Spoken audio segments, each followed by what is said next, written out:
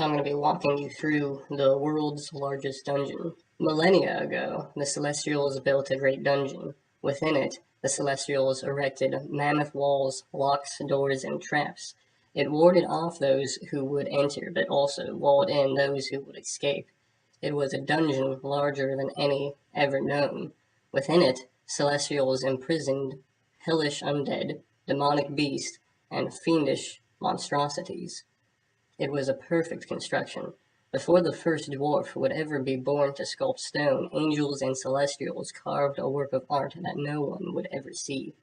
Perfect in every detail, it would stand inviolate for thousands of years, but none can say why the gods ordered demons and liches to be entombed and not destroyed, and in time the gods would true their merry. Yes, the gods would true their merry. Therefore, it is our contention that lichen, dire rats, goblins, and dire boars make for an excellent food chain. This is what it's like when you have a store-bought campaign instead of making one yourself. Sure does make me think about a lot of things, Dungeons and Dragons.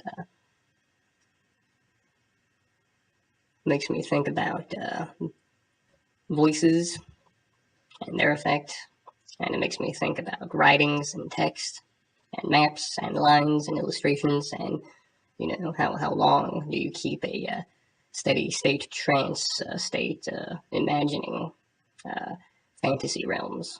So you don't know how, but you've been teleported into a bunch of snowy mountaintops.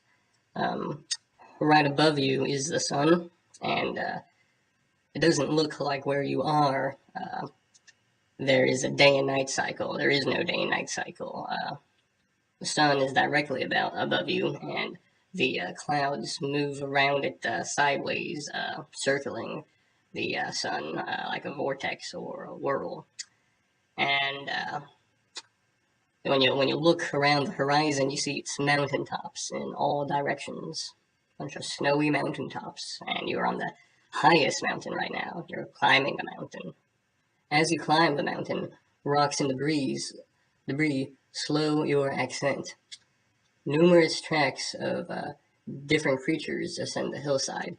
You slay all the creatures you encounter either by sword or some other melee weapon or a ranged weapon like a bow or a crossbow, or you use magic to slay them.